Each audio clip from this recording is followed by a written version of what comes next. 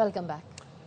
امریکہ Venezuela کے ساتھ حالت جنگ میں نہیں، ہم منشیات فروشوں کے خلاف جنگ میں ہیں. NBC نیوز کو انٹرویو میں صدر ٹرمپ نے کہا امریکی فوج دوبارہ وینزویلا بھیجنے کے لیے قانون سازی کی ضرورت نہیں. وینزویلا میں اگلے 30 دن کے دوران نئے الیکشن نہیں ہوں گے. ہم وہاں فوری انتخابات نہیں کرا سکتے کیونکہ اس وقت عوام کے لیے ووٹ ڈالنا ممکن نہیں. ہمیں پہلے ملک کو دوبارہ سنبھالنا ہوگا اور اس میں وقت لگے گا. صدر ٹرمپ نے مزید کہا وینزویلا کے توانائی کے شعبے کی بحالی کے لیے تیل کمپنیوں کی مدد کریں گے جس پر بھاری سرمایہ کاری درکار ہوگی. اس قسم کے پروجیکٹ کے لیے 18 ماہ سے کم وقت لگ سکتا ہے. وینزویلا سے متعلق معاملات کی نگرانی کے لیے ایک ٹیم تشکیل دی ہے جس میں وزیر خارجہ مارکو روبیو اور وزیر دفاع پیٹ ہیگسیت سمیت دیگر شامل ہیں. روس، چین اور وینزویلا نے امریکہ سے مادورو اور ان کی اہلیہ کو رہا کرنے کا مطالبہ کیا ہے. سلامتی کونسل سے خطاب میں روسی اور چینی مندوب نے امریکی فوجی کارروائی کو غیر قانونی قرار دیا. روسی سفیر نے کہا کراکس میں امریکی کارروائی کا کوئی جواز نہیں. اصل میں امریکہ وینزویلا کے قدرتی وسائل پر قبضہ کرنا چاہتا ہے. سوال کیا کہ کیا اقوام متحدہ اور سلامتی کونسل کا اب کوئی وجود نہیں رہا؟ کیا اب ہمیں امریکہ سے حکمرانی کا طریقہ سیکھنا ہوگا؟ کیا قوموں کا حق کے رائے دہی ختم ہو گیا؟ چینی مندوب نے کہا چین امریکہ کی اس غنڈہ گردی کی مذمت کرتا ہے. مستقل رکن ہوتے ہوئے امریکہ نے بین الاقوامی برادری کے تحفظات کا احترام نہیں کیا. امریکہ نے وینزویلا کی سالمیت پر حملہ کیا. کوئی بھی ملک بین الاقوامی جج نہیں. امریکہ اپنی روش ترک کرے اور سخت اقدامات سے باز رہے. امریکی کارروائی قانون کے مطابق نہیں، وینزویلا میں عدم استحکام بڑھنے کا خدشہ ہے. سلامتی کونسل میں اقوام متحدہ کی سیاسی امور کی سربراہ اور سیکرٹری جنرل انتونیو گوتریس کی نمائندہ روزمیری ڈیکارلوکا نے سلامتی کونسل سے خطاب کیا. انہوں نے گوتریس کی جانب سے دیے گئے بیان میں کہا وینزویلا میں عدم استحکام خطے میں ممکنہ اثرات پر گہری تشویش ہے. مادورو کی گرفتاری کے لیے امریکی آپریشن میں بین الاقوامی قانون کے اصولوں کا احترام نہیں کیا گیا. ایسی تمام کوششوں کا خیر مقدم اور حمایت کرتے ہیں جو وینزویلا کے عوام کو پرامن راستہ تلاش کرنے میں مدد دے. ریاستوں کی سیاسی آزادی کے احترام کا مطالبہ بھی کیا. وینزویلا کے صدر مادورو کی گرفتاری قانونی ہے. امریکی مندوب مائک والز کا سلامتی کونسل کے ہنگامی اجلاس سے خطاب. کہا مادورو کو منشیات کے عالمی مقدمات کے تحت گرفتار کیا گیا. یہ معاملہ وینزویلا یا اس کے عوام کے خلاف نہیں ہے. مادورو نے امریکی عوام پر حملے اور خطے میں عدم استحکام پیدا کیا. مادورو وینزویلا کے عوام کو دباؤ میں رکھنے کا ذمہ دار ہے. United States arrested a narco trafficker who is now going to stand trial in the United States in accordance with the rule of law for the crimes he's committed against our people for 15 years. Pakistan نے Venezuela میں بڑھتی کشیدگی پر تشویش کا اظہار کیا ہے. اقوام متحدہ میں پاکستان کے قائم مقام مستقل مندوب عثمان جدون نے اجلاس سے خطاب میں کہا فریقین تحمل، مکالمے اور سفارتکاری سے حل تلاش کریں. دنیا پہلے ہی متعدد بحرانوں سے دوچار ہے. Pakistan views the recent developments in Venezuela with profound concern. In a world already beset by multiple crises, escalating tensions and instability in the Caribbean do not augur well for regional and international peace and security. The UN Charter enjoins us to refrain from the threat or use of force against the territorial integrity or political independence of any state. The UN Charter also binds member states to sovereign equality, non-interference in the internal affairs of others, and settlement of international disputes by peaceful means. Venezuela کے صدر اور ان کی اہلیہ پر new York کی عدالت میں فرد جرم عائد کر دی گئی.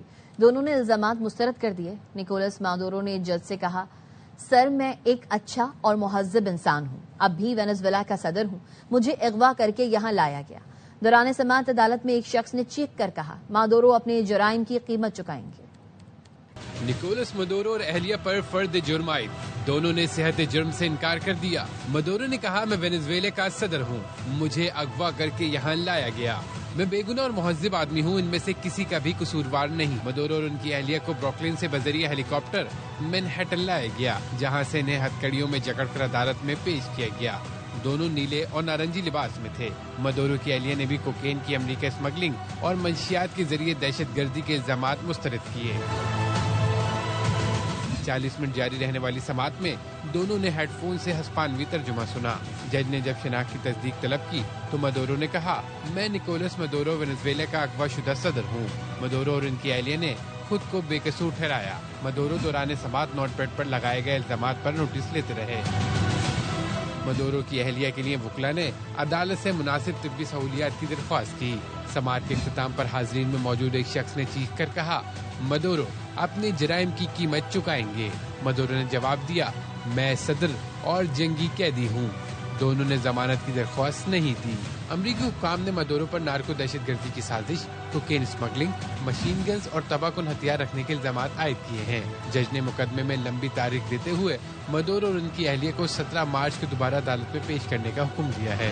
مادورو کے بیٹے نے پارلیمنٹ سے خطاب کرتے ہوئے ایک تو آپ دیدہ ہو گئے اور کہا کہ آپ نے ہم سب کو مضبوط بنایا ہے، جب تک آپ واپس نہیں آتے ہم اپنا فرض نبھاتے رہیں گے۔ وینزویلا محفوظ ہاتھوں میں ہے، ملک کے لیے جو بھی کرنا پڑا کریں گے۔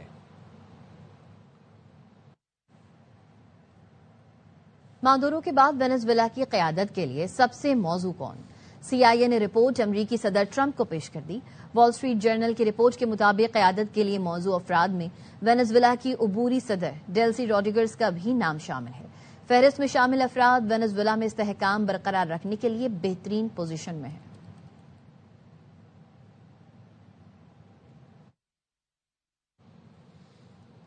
وینزویلا کی اپوزیشن لیڈر اور نوبیل انعام یافتہ ماریا کورینا کہتی ہیں، آزاد وینزویلا کو امریکہ کا توانائی مرکز بنائیں گے۔ فاکس نیوز سے انٹرویو میں ماریا کا یہ بھی کہنا تھا کہ عبوری صدر ڈیلسی روڈریگز بھی منشیات اسمگلنگ کے اہم کرداروں میں سے ایک ہیں۔ جلد از جلد وینزویلا واپس جانے کا ارادہ ہے۔ ماریا نے بتایا، صدر ٹرمپ سے آخری بار 10 اکتوبر کو بات ہوئی تھی جب نوبیل انعام ملا تھا، اس کے بعد کوئی رابطہ نہیں ہوا۔ وزیر اعظم جینس فریڈرک نیلسن نے کہا ہے کہ گرین لینڈ کا وینزویلا سے موازنہ نہیں کیا جا سکتا۔ امید ہے امریکہ کے ساتھ تعلقات بہتر ہو جائیں گے۔ اس مقام پر نہیں پہنچے جو سوچیں کہ ہمارے ملک پر راتوں رات قبضہ ہو سکتا ہے۔ ہم واشنگٹن کے ساتھ براہ راست رابطہ رکھنے کی کوشش کر رہے ہیں، امریکہ کے ساتھ اچھے تعلقات بحال کرنا چاہتے ہیں۔ گرین لینڈ کا وینزویلا سے موازنہ نہیں کرا سکتے، ہم ایک جمہوری معاشرہ ہیں۔ گرین لینڈ کے معاملے پر یورپی رہنماؤں کی امریکہ کے لیے تلخی بڑھنے لگی۔ ڈنمارک کے وزیر اعظم نے پھر کہا ہے، سرحدیں طاقت کے زور پر تبدیل نہیں کی جا سکتی۔ صدر ٹرمپ کی دھمکیوں کو سنجیدہ لینا چاہیے۔ برطانیہ اور فرانس نے گرین لینڈ پر قبضے کی امریکی دھمکی کو مسترد کر دیا۔ برطانوی وزیر اعظم سر کیئر سٹارمر نے کہا، گرین لینڈ کے مستقبل کا فیصلہ گرین لینڈ ہی کرے گا۔ فرانس نے کہا، سرحدیں طاقت سے تبدیل نہیں کی جا سکتی، گرین لینڈ عوام کا ہے اور یہ ان پر منحصر ہے کہ وہ اس کے ساتھ کیا کریں۔ سویڈش وزیر اعظم اولف کرسٹرسن نے کہا، ڈنمارک اور گرین لینڈ کو اپنے مستقبل کا فیصلہ کرنے کا حق حاصل ہے اور فیصلے بیرونی دباؤ یا زبردستی نہیں تھوپے جا سکتے۔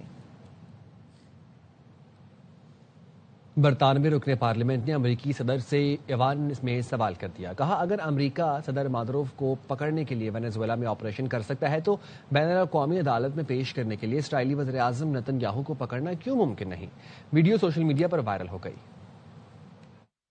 If the United States can conduct an operation in Venezuela to capture Nicolas Maduro, an elected president, and put him on trial in American courts, then why is it impossible to capture Benjamin Netanyahu from Israel and bring him before international court?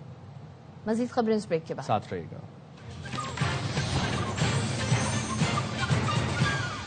Welcome back. Iran میں مہنگائی کے خلاف مظاہرے 78 شہروں تک پھیل گئے۔ Security forces سے جھڑپوں میں مزید کئی اموات ہوئیں، ہلاکتوں کی تعداد 22 ہو گئی ہے۔ ہر جگہ ریلیاں نکالی جا رہی ہیں۔ فائرنگ سے 50 مظاہرین زخمی بھی ہوئے ہیں۔ ہزاروں مظاہرین کو گرفتار کر لیا گیا ہے۔ ایرانی چیف جسٹس غلام حسین محسنی نے مظاہرین کو سخت وارننگ دی ہے۔ ایرانی چیف جسٹس کا کہنا ہے، پرامن مظاہرین کے جائز مطالبات مانے جائیں گے مگر بیرونی سازشوں کو کچل دیا جائے گا۔ تخریب کار عناصر اور ان کے حامیوں کے ساتھ اب کسی قسم کی نرمی نہیں برتی جائے گی۔ ایرانی چیف جسٹس نے اٹارنی جنرل اور پروسیکیوٹرز کو فسادیوں کے خلاف فیصلہ کن کارروائی کا حکم دے دیا۔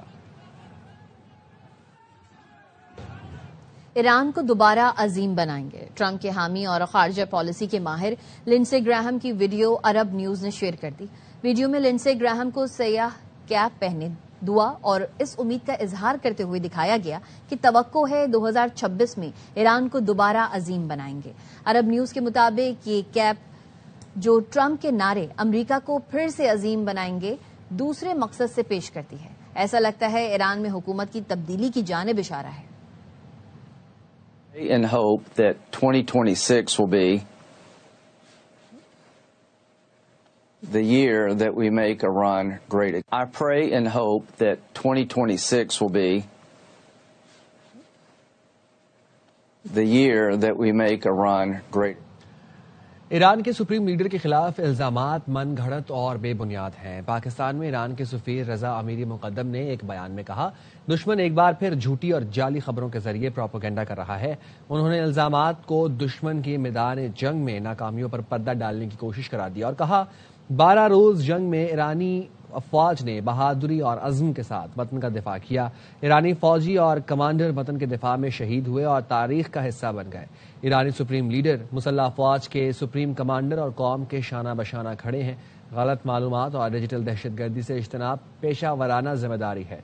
ईरानी सफीर ने अपील की, पाकिस्तानी मीडिया तस्दीक शुदा और मुस्तनद जराए पर इन्हिसार करे। ईरानी फौज ने माजी में अमरीकी फौजी गिरफ्तार करने की वीडियो जारी कर दी। ईरानी फौज ने अपने सोशल मीडिया पेजेस पर वीडियो जारी की जिसमें 10 अमरीकी फौजी जेर हिरासत दिखाए गए हैं। सोशल मीडिया पर इस वीडियो को तारीख से याद दहानी का उन्वान दिया गया है। वीडियो में एक अमरीकी फौजी को रोते हुए भी देखा जा सकता है। खातून फौजी ने सर पर स्कार्फ भी लिया हुआ है। 10 बरस पहले अमेरिका के 2 जंगी जहाज ईरान के समुद्री हुदूद में पकड़े गए थे। तहकीकात के बाद ये बात सामने आई कि अमरीकी फौजी गलती से ईरान की समुद्री हुदूद में दाखिल हुए। माफी मांगने पर अमरीकी फौजी 16 घंटे बाद रिहा कर दिए गए। तर्जुमान अफवाज पाकिस्तान लेफ्टिनेंट जनरल अहमद शरीफ चौधरी आज दोपहर 2 बजे प्रेस कॉन्फ्रेंस करेंगे। प्रेस कॉन्फ्रेंस में मुल्की और इलाकाई सिक्योरिटी सूरत हाल पर इजहार ख्याल किया जाएगा।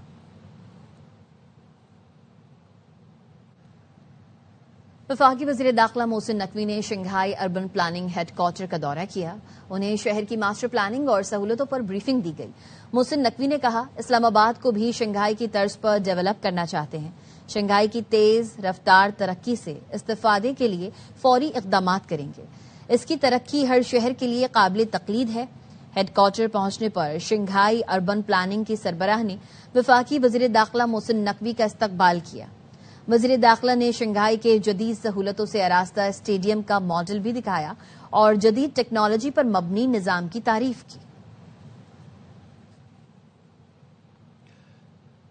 यूनिवर्सिटी ऑफ लाहौर में फार्मेसी तालिबा की खुदकुशी की कोशिश का वाकया। तालिबा का ऑपरेशन कामयाब। तालिबा की रीढ़ की हड्डी पर भी गहरी चोट आई है जो नुकसानदेह हो सकती है। पुलिस का कहना है तालिबा के अहले खाना से मालूमात ली हैं।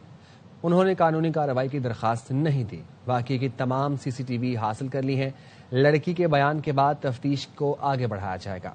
फर्स्ट ईयर की तालिबा फातिमा ने यूनिवर्सिटी में खुदकुशी की कोशिश की थी। गुज़िश्ता माह भी इसी मकाम से एक नौजवान तालिब इल्म अवैस ने खुदकुशी की थी जिसकी वजह अब तक सामने नहीं आ सकी। हालिया वाकयात पर यूनिवर्सिटी के तालिब इल्म सरापा एहतजाज हैं। तालिब इल्मों का इल्जाम है फातिमा और अवैस ने यूनिवर्सिटी की पॉलिसियों से तंग आकर इंतहाई कदम उठाया। लाहौर की निजी यूनिवर्सिटी में तीसरी मंजिल से छलांग लगाने वाली तालिबा 7:58 पर यूनिवर्सिटी पहुंची लेकिन क्लास में नहीं गई। पुलिस का क्या कहना है इस हवाले से जानेंगे नुमाइंदा अरबाई न्यूज यार मोहम्मद से। यार मोहम्मद बताइएगा। बिल्कुल जी, ये निजी यूनिवर्सिटी में तालबा के इकदाम खुदकुशी की तफ्तीश में पुलिस के मुताबिक तालबा 7:58 पर यूनिवर्सिटी आई थी जिसके बाद वो क्लास में नहीं गई थी जबकि तीसरी मंजिल से कूदने से कबल 27 मिनट तक वो किसी से फोन पर बात करती रही थी और ये बात की जो ड्यूरेशन है वो पुलिस के मुताबिक 8:30 पर लड़की ने तीसरी मंजिल से ये छलांग लगाई थी और तालबा ने कूदने से कबल आखिरी जो कॉल है वो मोबाइल से डिलीट भी कर दी थी और जो पुराना डाटा है वो भी पुलिस को नहीं मिला और क्योंकि ये नया मोबाइल उसने खरीदा था जबकि दोनों भाइयों से तफसीली बयान रिकॉर्ड किए जा रहे हैं, ऐसा कहना है पुलिस हुकाम का। यूनिवर्सिटी में होने वाले टेस्ट में तालिबा ने 35 में से 18 नंबर लिए थे जबकि जो हासिल करदा नंबर है उनसे वो मुतमिन भी नहीं दिखी जा रही थी। जी ठीक है, बहुत शुक्रिया। गुजरात के तरक्याती मंसूबों में करप्शन का रेफरेंस। एहतसाब अदालत ने इश्तिहारी मुलजिम मोनिस इलाही के असासे जब्त करने के खिलाफ दरख्वास्त पर नैब से जवाब तलब कर लिया। समात 8 जनवरी तक मुलतवी कर दी गई।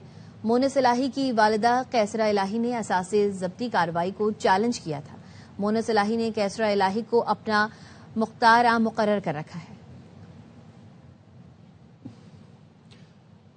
جو ہے آپ کی پروموشن کا کیس، لاہور کی سیشن عدالت نے ٹک ٹاکر رجب بٹ اور ندیم مبارک کی عبوری ضمانت کی درخواست پر سماعت کچھ دیر کے لیے ملتوی کر دی۔ عدالت نے رجب بٹ اور ندیم نانی والا کو حاضری لگا کر جانے کی اجازت دے دی۔ وکیل NCCIA نے کہا تفتیشی افسر ہائی کورٹ میں مصروف ہیں، عدالت سے ریکارڈ پیش کرنے کے لیے مہلت کی استدعا ہے۔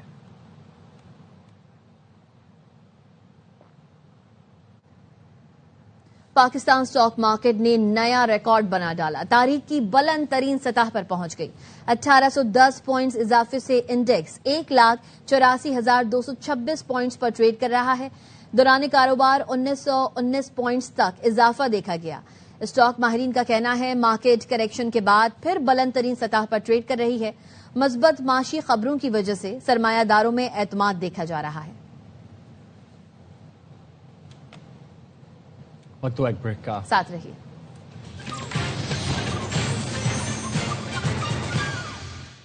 Welcome back. Punjab bar council نے میاں علی اشفاق کا لائسنس بحال کر دیا۔ میاں علی اشفاق کی درخواست پر پنجاب بار کونسل نے لائسنس بحال کیا ہے۔ عابد خان ہمیں اس حوالے سے اپڈیٹ کر رہے ہیں۔ عابد بتائیے گا۔ جی بالکل جی، پنجاب بار کونسل نے رجب بٹ کے وکیل میاں علی اشفاق کا لائسنس جو ہے وہ بحال کر دیا ہے، اور vice chairman Punjab bar council نے اب یہ معاملہ جو ہے وہ پنجاب بار کونسل کی ڈسپلنری کمیٹی کو بھجوا دیا ہے تاکہ وہ اس معاملے پر مزید فردر کارروائی کریں۔ آج جو ہے وہ میاں علی اشفاق کو جب لاہور ہائی کورٹ نے حکم دیا کہ وہ پیش ہوں اور جا کر اپنے اعتراضات پنجاب بار کونسل کے سامنے اٹھائیں، تو وہاں جا کر پنجاب بار کونسل کے سامنے میاں علی اشفاق کا یہ کہنا تھا کہ انہوں نے کوئی پروفیشنل مس کنڈکٹ نہیں کیا اور کسی بھی طرح کی جو لیگل فریٹرنٹی ہے اس کے خلاف کوئی الزام نہیں کیا، ان کے الزامات جھوٹی ہیں اور ان کو سنے بغیر یہ لائسنس معطل کیا گیا۔ Vice chairman Punjab bar council نے اعتراضات سننے کے بعد میاں علی اشفاق کا لائسنس جو ہے وہ بحال کر دیا ہے اور معاملہ ڈسپلنری کمیٹی کو بھجوا دیا ہے۔ اس حوالے سے لاہور ہائی کورٹ کے جسٹس ملک اویس خالد جو ہے وہ آج 2 بجے سماعت کریں گے، تو یہ رپورٹ جو ہے وہ لائسنس بحال کر کے عدالت کے روبرو پیش کی جائے گی۔ ٹھیک ہے، بہت شکریہ عابد خان۔ وزیر اعلیٰ بلوچستان کی زیر صدارت سینٹر آف ایکسلنس برائے انسداد تشدد سے متعلق اجلاس۔ وزیر اعلیٰ سرفراز بگٹی نے کہا نوجوانوں کو درست سمت دکھانا اور حقائق سے آگاہ کرنا وقت کی اہم ضرورت ہے۔ ریاست کے خلاف بے بنیاد پروپیگنڈا معاشرتی انتشار اور تشدد کو جنم دیتا ہے۔ امن و امان کے قیام کے لیے نوجوانوں کی شمولیت اور شعور بیداری حکومت کی ترجیح ہے۔ سینٹر آف ایکسلنس تحقیق، آگاہی اور انسداد تشدد کے لیے مؤثر پلیٹ فارم ثابت ہوگا۔ تعلیمی اداروں اور سوشل میڈیا کے ذریعے مثبت بیانیے کو فروغ دیا جائے گا۔ وزیر اعلیٰ نے کہا بلوچستان میں لیویز فورس کو پولیس میں ضم کر دیا گیا۔ اس فیصلے سے ریاستی ذمہ داری واضح اور عوام کے تحفظ کا دائرہ مزید مضبوط ہوگا۔ وزیر اعلیٰ سہیل آفریدی کے کراچی دورے پر PTI نے جلسے کی اجازت مانگ لی۔ PTI کراچی کے صدر راجہ اظہر اور سیکرٹری جنرل ارسلان خالد نے DC ایسٹ کو خط بھیجا۔ خط میں کیا لکھا گیا ہے فیض اللہ خان ہمیں اپڈیٹ کریں گے، بتائیے گا۔ جی بالکل، PTI کراچی کے صدر راجہ اظہر اور جنرل سیکرٹری ارسلان خالد نے DC ایسٹ کو یہ خط لکھا ہے اور وزیر اعلیٰ خیبر پختونخوا کے کراچی دورے کے موقع پر عوامی جلسے کے انعقاد کی اجازت طلب کی گئی ہے اور یہ اجازت مانگی گئی ہے مزار قائد سے متصل باغ جناح میں، اور اتوار کا دن جو ہے اس کے لیے اجازت طلب کی گئی ہے۔ اور اس کے ساتھ ساتھ اس خط میں PTI قیادت نے کہا ہے کہ ہمارا جلسہ پرامن ہوگا اور ضابطۂ اخلاق پر مکمل عمل درآمد کیا جائے گا۔ PTI کا موقف ہے کہ یہ خط اب لکھ دیا گیا ہے اور جلسے سے متعلق اب ضلعی انتظامیہ کے مثبت فیصلے کا انہیں انتظار ہے۔ جی بہت شکریہ۔ صرف گاڑی والوں کو سہولت نہ دیں، غریبوں کو بھی جینے کا حق دیا جائے۔ شیخ رشید احمد کہتے ہیں ہر طرف غریب آدمی پر ظلم ہو رہا ہے، ان کے گھر کا نظام نہیں چل رہا، ملک سے بے روزگاری اور مہنگائی کا خاتمہ کیا جائے۔ ریڑی والا، کابلی والا، پہنچے والا، کھوکھے والا، ان پر شہر میں بڑی زیادتی ہو رہی ہے۔ یہ پیرا اور دوسرے لوگ ان کا سارا سامان الٹ دیتے ہیں، ریڑیاں توڑ دیتے ہیں، ان کے گھر کا نظام نہیں چل رہا۔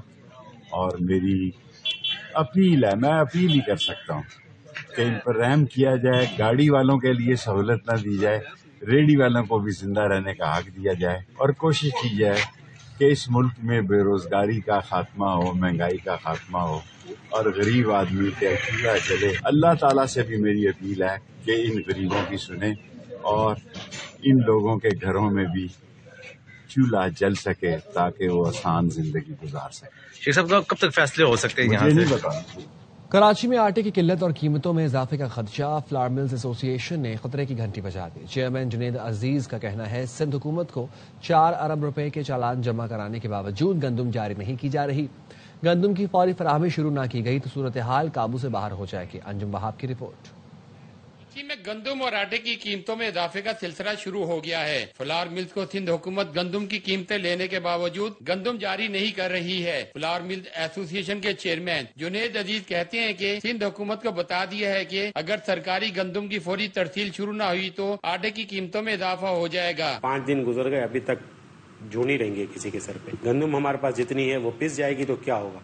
और एक दफा क्राइसिस डेवलप हो गया फिर चाहे हम कितना भी गंदम दे दें, कितना भी आटा मार्केट में दे दें, उसको सेटल होते होते 15-20 दिन लग जाएंगे। कराची शहर की योमिया तलब 1 लाख गंदम की बोरी है, लेकिन शहर को योमिया 50,000 बोरी मिल रही है। जुनेद अजीज ने कहा कि कराची की 90 फ्लावर मिल्स को सिंध हुकूमत ने फी मिल 16,600 बोरी गंदम का कोटा देने का ऐलान किया है। दिसंबर के आखिरी हफ्ते में चालान की रकम जमा कराने के बावजूद फ्लावर मिल्स को सिर्फ 3 से 4,000 बोरी गंदम जारी की गई। रोज की 1 लाख बोरी कम से कम चाहिए। डिलीवरी हो मिलों को 50,000 बोरी तो भी शॉर्टफॉल तो है। फ्लावर मिल्स एसोसिएशन के मुताबिक चीफ सेक्रेटरी सिंध ने गंदम की दीगर सूबों को तरसील रोकने के लिए चेक पोस्ट बनाने की यकीन दहानी कराई है। कैमरामैन मुस्तंसर हुसैन के साथ अंजुम वहाब, ARY न्यूज कराची। नायब वज़ीर आज़म मोहम्मद इसाक डार से ईरान के सफीर अमीर मुक़द्दम की मुलाकात हुई है। तफसील बताएंगे राजा मोहसिन एजाज। जी राजा मोहसिन। जी बिल्कुल, नायब वज़ीर आज़म और वज़ीर ख़ारजा इसाक डार से ईरान के सफ़ीर अमीर मुक़द्दम की मुलाकात हुई है और इस मुलाकात में तर्जमान दफ्तर ख़ारजा के मुताबिक ईरानी सफ़ीर ने ईरानी वज़ीर ख़ारजा अब्बास इराक़ची की जानिब से नए साल की मुबारकबाद और उनका ख़त नायब वज़ीर आज़म को पहुँचाया। इसके साथ साथ इस मुलाकात में ईरानी सफ़ीर की जानिब से पाक ईरान दो तरफ़ा ताउन के मुख्तलिफ शोबों में जो ताउन है उस पर जो इस वक्त तक की पेशरफ्त है उस पर ईरानी सफ़ीर की जानिब से नायब वज़ीर आज़म को ब्रीफ भी किया गया और पाकिस्तान की जानिब से ईरान के साथ तरजीही शोबों में ताउन को मज़ीद मजबूत बनाने के अज़म का इयादा भी किया गया है। राजा मोहसिन एजाज अपडेट कर रहे थे, शुक्रिया। और अब बात करेंगे मौसम के हवाले से। मुल्क भर में सर्दी की लहर जारी है। बालाई इलाकों और बलोचिस्तान में शदीद सर्दी पड़ रही है। ज़ियारत में दर्जा हरारत -9 तक गिर गया। अस्तोर में -8, कलाम -7, स्कर्दू में -6 तक पहुंच गया। गोपस -5, हुंसा, मालम जब्बा, पड़ा चनार, कोयटा और नथिया गली में -4 डिग्री हो गया। इस्लामाबाद में कम से कम दर्जा हरारत 1 डिग्री, पिशावर में 4, लाहौर में 7 डिग्री सेंटीग्रेड रिकॉर्ड किया गया। कराची को भी सर्द हवाओं ने अपनी लपेट में ले लिया है। बलूचिस्तान में शदीद सर्दी की लहर है। महकमा मौसमियात ने सर्दी की शिद्दत मजीद चंद दिनों तक बरकरार रहने की पेशगोई कर दी। इस वक्त कोयटा से हमारे साथ मौजूद हैं अतिया अकरम, उनसे मजीद जान लेते हैं। जी अतिया, बताइएगा कि कैसा मौसम है? समेत सूबे के बेशतर अजला शदीद सर्दी की लपेट में है। शुमाली बालाई अजला के पहाड़ों पर मगरबी हवाओं के कम सिलसिले के बाद बारिश और बर्फबारी के बाद से पूरी वादी जो है वो शदीद सर्दी की लपेट में आ गई है, यखबस्ता हवाओं की लपेट में है। महकमा मौसमियात ने मजीद चंद रोज सर्दी की ये शदीद लहर बरकरार रहने की पेशन गोई की है और इसके साथ साथ शहरियों से गर्म मलबूसात पहनने के साथ साथ सर्दी से बचाव की एहतियाती तदाबीर इख्तियार करने की हिदायत भी दी हैं। जी। बांग्लादेश क्रिकेट बोर्ड के डायरेक्टर आसिफ अकबर कहते हैं बांग्लादेशी टीम भारत नहीं जाएगी। ICC या तो हमारे मैचेस बांग्लादेश में करवाए या श्रीलंका में, लेकिन भारत न जाने का फैसला हतमी है क्योंकि हमारी टीम वहां महफूज नहीं है। बांग्लादेशी खिलाड़ी मुस्तफिजुर रहमान को IPL से निकालने पर बांग्लादेश क्रिकेट बोर्ड भारत में वर्ल्ड कप मैचेस खेलने से इनकार कर चुका है। যাব না, তারপরে ভেন্যু যদি ICC ঠিক করে যে বাংলাদেশে খেলা হবে বা শ্রীলঙ্কায় খেলা হবে সেটা অন্য ব্যাপার, কিন্তু ভারত না যাওয়ার সিদ্ধান্ত আমরা নিয়েছি কারণ আমরা নিরাপত্তা বোধ করছি না। ইন্ডিয়া আমরা যাব না, তারপরে ভেন্যু যদি ICC ঠিক করে যে বাংলাদেশে খেলা হবে বা শ্রীলঙ্কায় খেলা হবে সেটা অন্য ব্যাপার, কিন্তু ভারত না যাওয়ার সিদ্ধান্ত আমরা নিয়েছি কারণ আমরা নিরাপত্তা বোধ করছি না। अब तक इतना ही। देखते रहिए ARY न्यूज।